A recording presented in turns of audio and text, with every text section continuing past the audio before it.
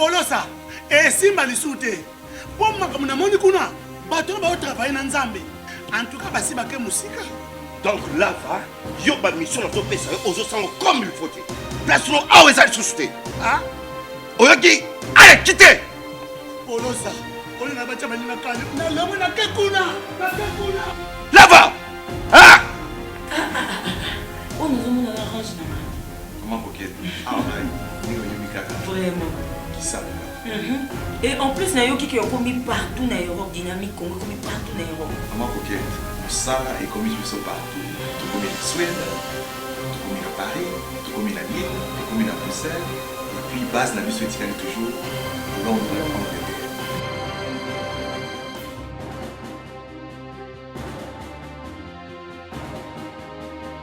Biso na dynamique Congo, toza ko avancer na nkolo. Deuxième partie, Critique Info, mesdames et messieurs, les vrais modérateurs, l'UDPS, l'UNC dans l'œil du cyclone. 52 suspects aux arrêts, dont 3 médecins congolais. Meurtre du coordinateur de la riposte à l'épidémie à virus Ebola. Il faut dire que le docteur Mouyembe a PTT. Hein? Docteur Mouyembe a PTT. Docteur Mouyembe a un système ya drone. Babokaka épidémie, babokaka qui on a drone. Figurez-vous, une année, un monsieur qui semblait être un docteur, et puis après, on s'est rendu compte que c'était plutôt le ministre d'Ebola.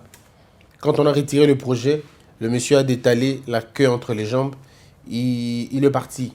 Mais le docteur Mouyembe, depuis qu'il est là, il y a peu de cas de mort déjà. Peu de cas, en tout cas, dans des très rares de cas. Il y en a même qui disent que Modaoku va sauter. Depuis qu'il est là, il a d'abord maîtrisé la question de la riposte, dans un contexte où l'autre avait échoué lamentablement. Et lui, il trouve des solutions déjà à ce problème parce qu'il n'est pas à son premier cas. Il faut le dire. Et ce n'est pas la première fois. Mais le docteur Mouyembe a toujours vaincu cette maladie Ebola partout où il est passé. Moi, je ne le connais même pas. Je ne l'ai jamais vu. Je n'ai aucune photo de ce docteur-là, Mouyembe. Mais en lisant la presse, on se dit, il y a des gens quand même qui travaillent. Oui, le résultat est frappant et on est en train de le voir. Mesdames et messieurs, le président Félix Tshisekedi a finalement nommé la commission, je vais dire le comité de... une cellule, hein, je crois, on va l'appeler comme ça. Une cellule de changement des mentalités. Donc la coordination du changement des mentalités. Cette coordination du changement des mentalités a rencontré beaucoup de problèmes dans le terrain. Certains journalistes sont très fâchés, certains leaders d'opinion sont très fâchés parce qu'ils estiment que ce sont des décisions politiques. Ils auraient aimé que ce soit autre chose. Ils auraient aimé que le président rencontre d'autres personnes ou que le président confie la tâche à d'autres personnes qui sont déjà connues et qui sont consommées par la population. Parce que le problème, c'est aussi un problème d'abord de communication. Ici, le problème de la mentalité congolaise, il faut d'abord l'étudier, la comprendre et savoir ce que vous voulez vraiment. Parce qu'on a vu ça ici au Congo. Ça, ce n'est pas une nouvelle chose. Au Congo, on a vu un changement de mentalité. Mais voilà comment ça se passait. Le changement de mentalité est beaucoup plus pour un petit voleur. Dire à quelqu'un, respecte le feu rouge. Boaka matiti na caniveau, qu'on a nani na poubelle. Koboka na caniveau te. Boaka boye, sala boye. Pesa mutumbo te. Zala poli. Lata bien. Kita pantalon na sete. Moi aussi, comme on a d'autres mingi te. Moi aussi, comment on appelle ça, piercing, ce qui n'est d'autres mingi te. Ça c'est bien, C'est bien de dire, n'est pas volé, n'est pas triché. C'est bien de le dire. Mais il y a dans la question des mentalités, il y a des degrés de déchéance, d'accord? Il y a des degrés de déchéance. Il y a des déchéances morales très profondes. Il y a des déchéances morales pas vraiment profondes. Et puis il y a des déchéances simples. Et puis après, vous avez des cas, des petites déviations et tout. Il y a une sorte d'hiérarchisation dans la déchéance morale. On ne veut pas comparer le petit voleur de chèvre et le voleur d'État. Le voleur d'État, lui, et le voleur de chèvres sont deux personnes différentes. Le voleur de chèvres, quand lui, il vole la chèvre, c'est pour satisfaire un besoin alimentaire. Ça n'a rien à voir avec son égoïsme. Ça n'a rien à voir avec son orgueil. Ça n'a rien à voir avec ses besoins libidinaires ou libidineux. C'est une question simplement, ce qu'on appelle en droit, un état de nécessité. Il est dans l'obligation de le faire parce que s'il ne le fait pas, il meurt de faim. Ici, vous avez une victime qui veut se faire vengeance, en fait. Il veut lui-même se créer la loi. Il dit, vous me tuez de faim, vous ne me donnez pas d'emploi, je vais aller voler. Et si je vole, je mangerai. C'est vrai, en le faisant, il viole la loi. Mais il faut rappeler que la loi l'a violé à lui. Parce que si la loi ne me protège pas, automatiquement, je me protégerai moi-même. Si l'État ne me donne pas l'emploi, je me trouverai un emploi. Parce que c'est ce qu'on appelle les instincts de survie. Je dois survivre. Et donc, s'il faut enfreindre la loi pour que je survive, je le ferai. Ça, ce sont des dispositions naturelles. Et saint Thomas d'Aquin le dit si bien. Le manque du minimum du bien-être empêche à l'homme de pratiquer la vertu. Cicéron va plus loin pour dire au juge. Il dit ne demandez pas à quelqu'un de pratiquer la vertu s'il a faim. Et vous avez entendu encore une fois saint Thomas d'Aquin et bien d'autres personnes parler d'un ventre affamé n'a point d'oreille. Spinoza et les autres estiment qu'un ventre qui a faim n'a pas de conscience. N'a pas de conscience. Donc vous ne pouvez pas aujourd'hui appauvrir un peuple et en même temps demander à ce peuple-là d'être sérieux. Il n'y a pas de conscience professionnelle lorsque nous vivons dans une tyrannie. Lorsque vous organisez une tyrannie, n'espérez pas la conscience des gens. Saint-Just dit, la réponse à un gouvernement tyrannique, c'est la rébellion. Un gouvernement tyrannique où lorsque le tyran prend le pays en otage, le peuple se doit revendiquer, se rebeller et chasser les despotes et les tyrans. Donc, lorsque vous obligez les gens à ne pas vivre à avoir une vie normale, c'est ça ce qui arrive généralement, la déchéance de tout un peuple. Et maintenant, lorsque vous voulez régler ce problème-là, vous devez d'abord le comprendre. Vous devez ici, moi je propose un débat de hauteur. Je propose un débat en nous disant ceci. Venons à la barre. Mais qui sont accusés à la barre?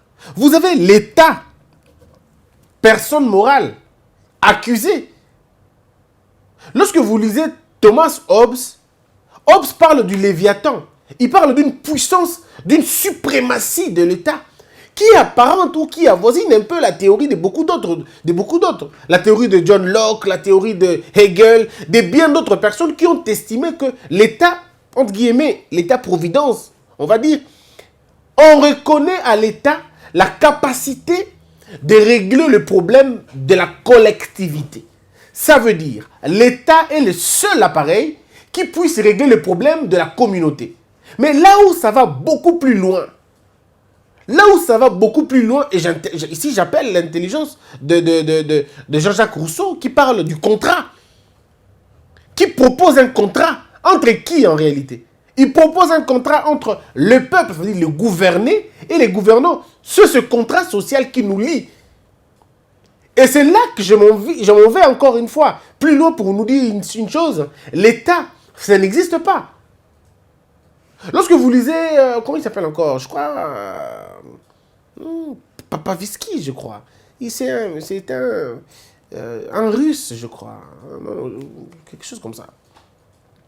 Un tchécoslovaque, un truc du genre. Mais il a écrit un très beau livre. C'était quoi le livre? C'était comment détruire un régime dictatorial. Un livre dans ce sens. Mais le gars dit que l'État, c'est l'État. L'État, c'est nous. L'État, c'est nous. Et je me rappelle encore un auteur, il m'a échappé le nom de l'auteur. Mon père le citait beaucoup. Il dit, si l'État est fort, il nous redresse. Si l'État est faible, on meurt. En fait, on est en train de nous envoyer une image pour dire que Lorsque nous appelons l'État à la barre, en réalité, ce n'est pas l'État comme personne physique qu'on amène à la barre. Ce sont les animateurs contextuels et les animateurs de l'époque qui doivent répondre de ces actes-là. Je me rappelle encore de beaucoup d'autres aux États-Unis qui se représentaient comme eux, les États-Unis d'Amérique. La loi, c'est moi, en fait. L'État, c'est moi, en fait. Vous connaissez ce qu'ils ont dit? L'État, c'est moi. La loi, c'est moi. Lorsque on est avec Donald Trump, pendant sa période électorale, Donald Trump dit aux Américains, il dit, je suis candidat républicain, contesté, c'est vrai. Mais une fois que je serai président, je vais tellement créer de l'emploi au point que vous allez me dire, président, tu en fais trop, arrête un peu. Il dit, vous allez beaucoup m'aimer. Est-ce que ce n'est pas ce qui est en train d'être fait maintenant?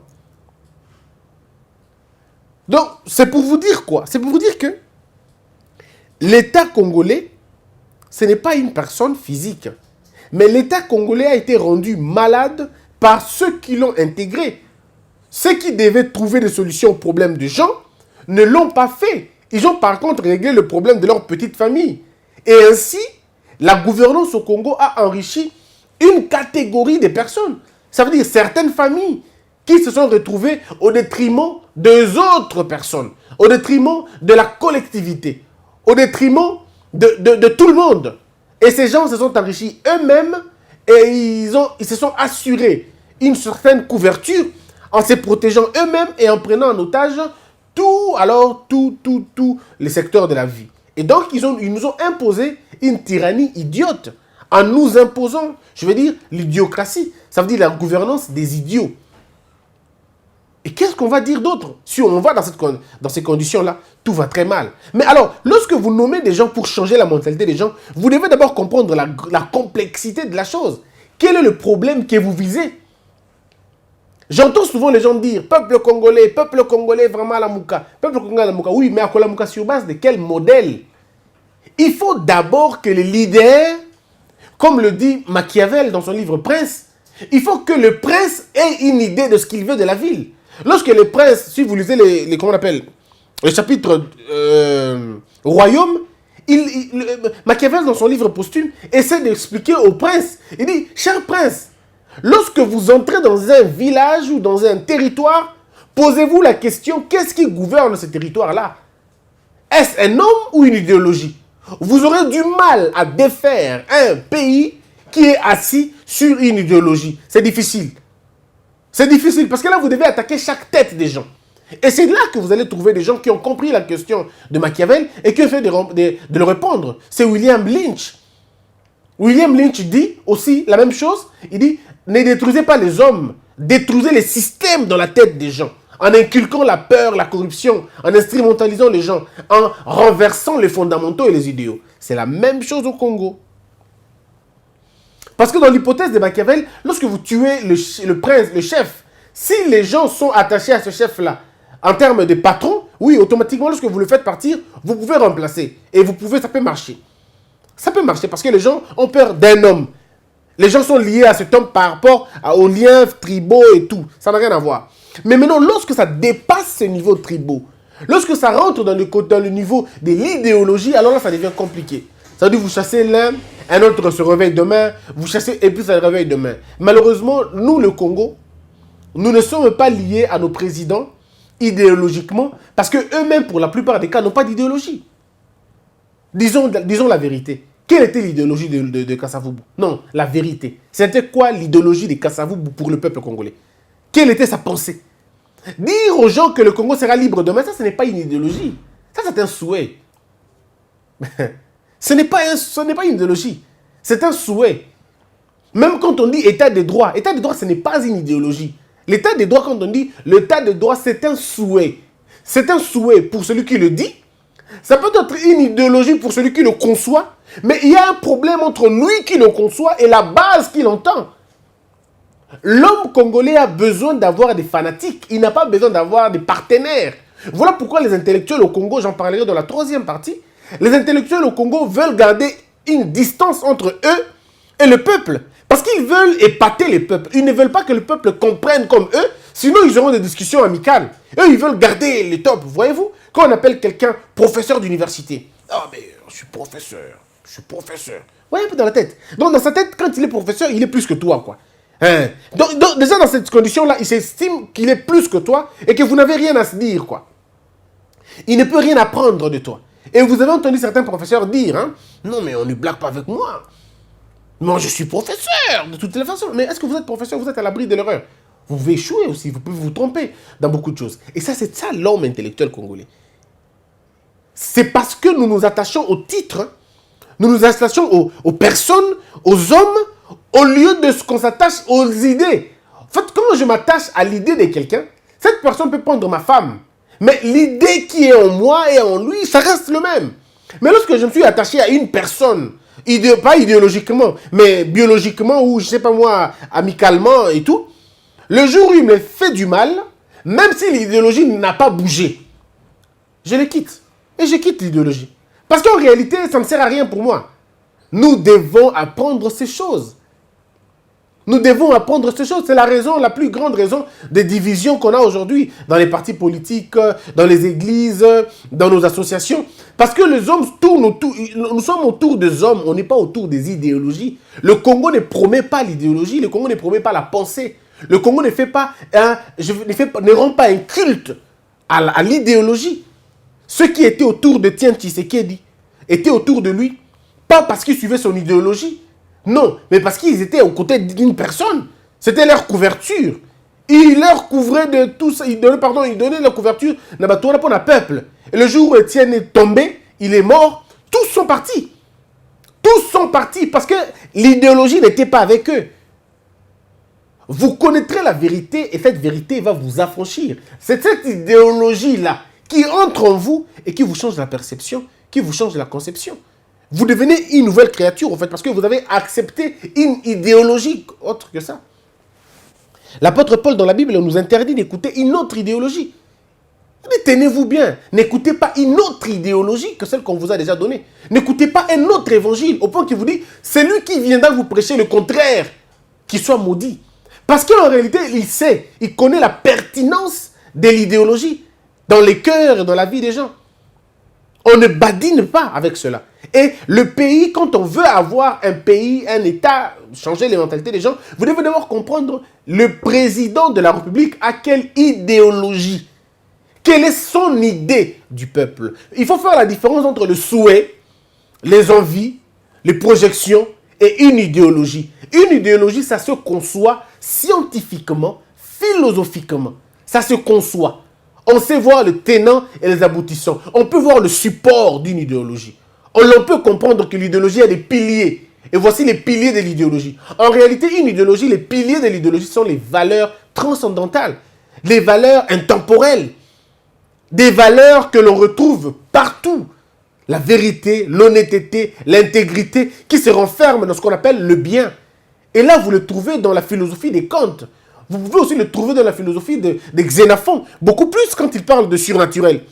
Vous trouvez ça chez Xénophon, vous trouvez ça aussi un peu chez Kant. Kant qui parle de la raison, en fait, la raison qui dépasse tout entendement. La raison qui n'a pas besoin de ton acceptation. La raison, elle vit d'elle-même. Elle est raison, elle a été raison, elle sera raison. La raison qui dépasse les temps, qui va au-delà du temps, qui ne prend pas en compte les pressions sociales et les pressions matérielles, qui ne tient pas compte de la masse, mais qui tient compte plutôt de la ratio. Et c'est là qu'on peut comprendre que l'idéologie, Yamuto et Vandi. Mais nous, on n'a pas une idéologie, on n'a pas une force abstraite qui nous gouverne. Monsieur Mobutu, quand il arrive, il amène des pensées, mais des pensées qui n'avaient pas de support. C'est une pensée qui n'a pas de support, mais c'est une envie, c'est un souhait, ou c'est un désir qui peut être fort, qui peut être ardent, mais ça n'a pas encore été la pensée, ça n'a pas encore été l'idéologie. Parce qu'il faut dire, la foi, ce n'est pas l'espérance. L'espérance, ce n'est pas encore la foi. L'espérance, c'est le chemin qui mène vers la foi. Mais ce n'est pas encore la foi. C'est un peu comme savoir et connaître. Quand on sait, on ne connaît pas encore.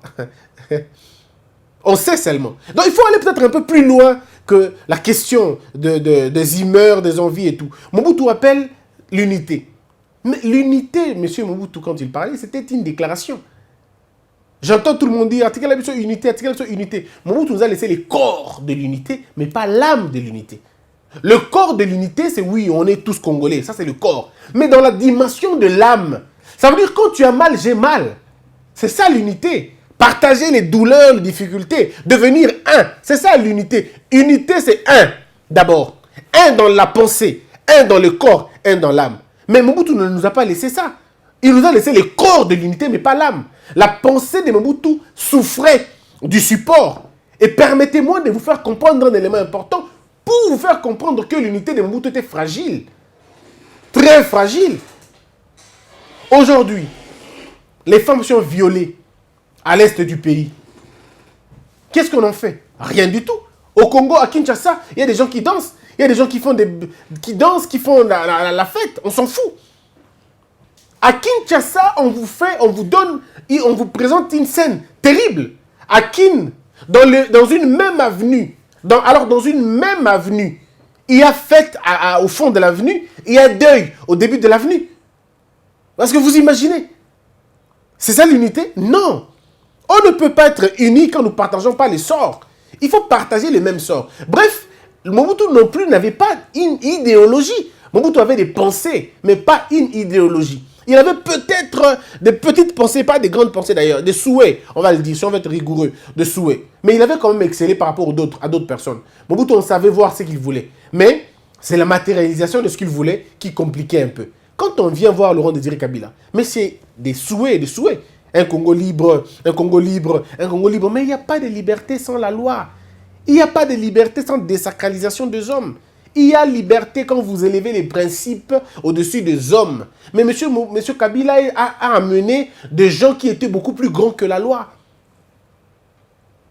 Et à l'époque de monsieur Joseph Kabila Kabange, n'en parlons même pas parce que c'était là la période la plus noire de notre histoire.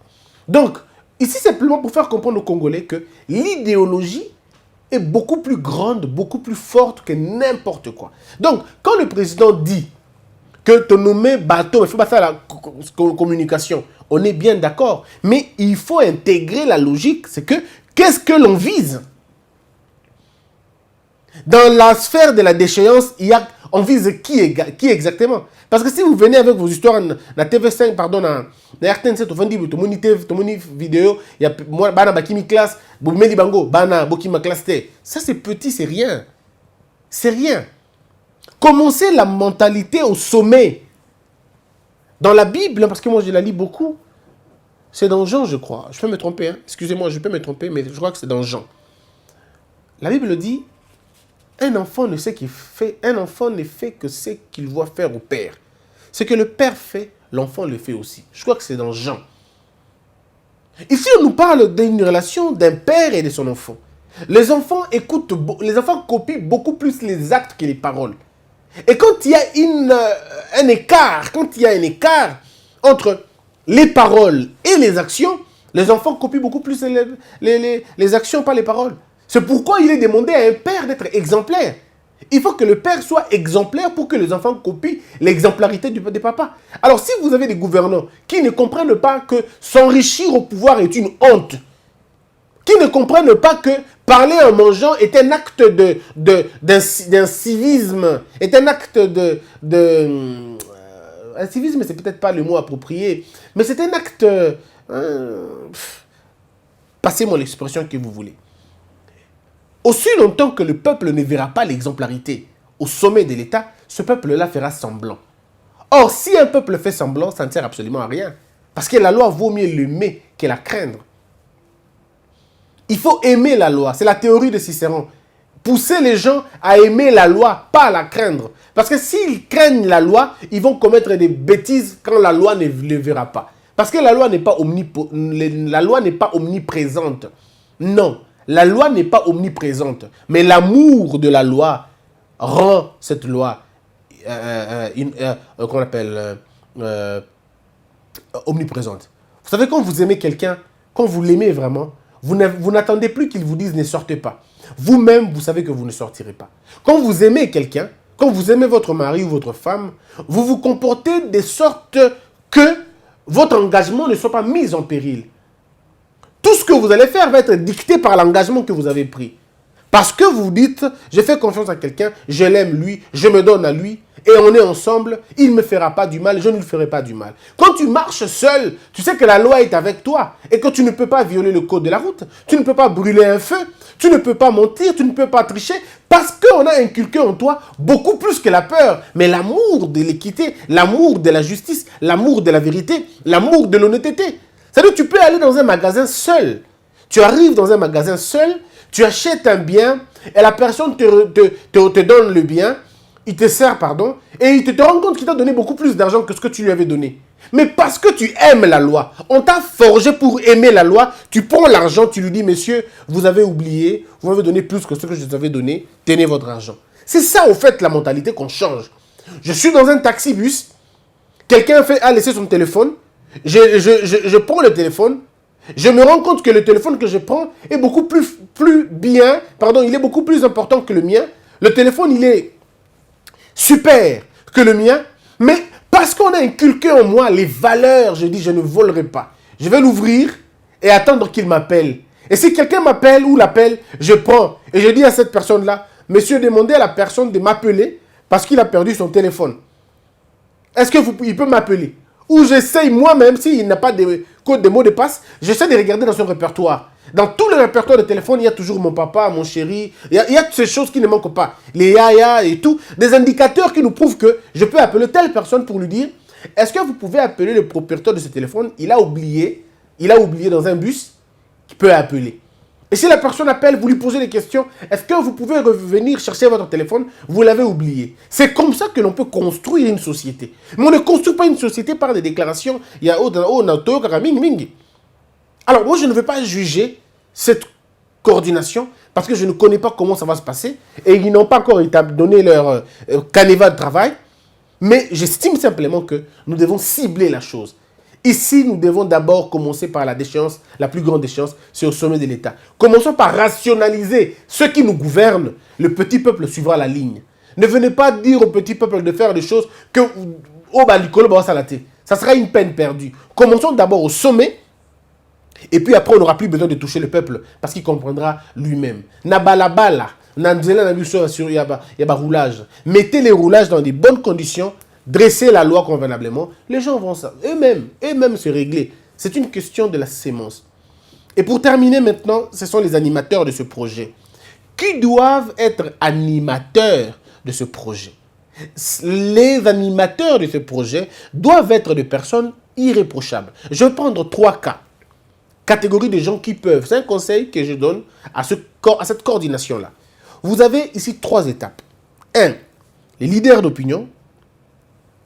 2. Les leaders d'opinion, ça englobe toutes ces personnes-là. Et dans les leaders d'opinion, vous avez ceux qui ont une bonne moralité et ceux qui ont une bonne popularité.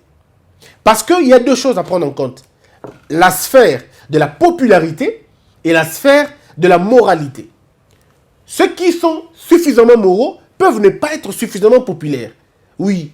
Ceux qui sont populaires peuvent ne pas forcément être des hommes et des gens suffisamment moraux.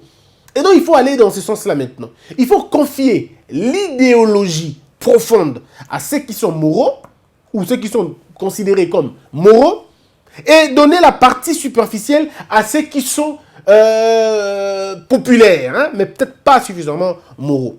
C'est très important parce que, regardez, si vous avez Coca-Cola, vous avez Samsung, vous avez LG, ces gens-là ne viennent pas voir les directeurs des universités.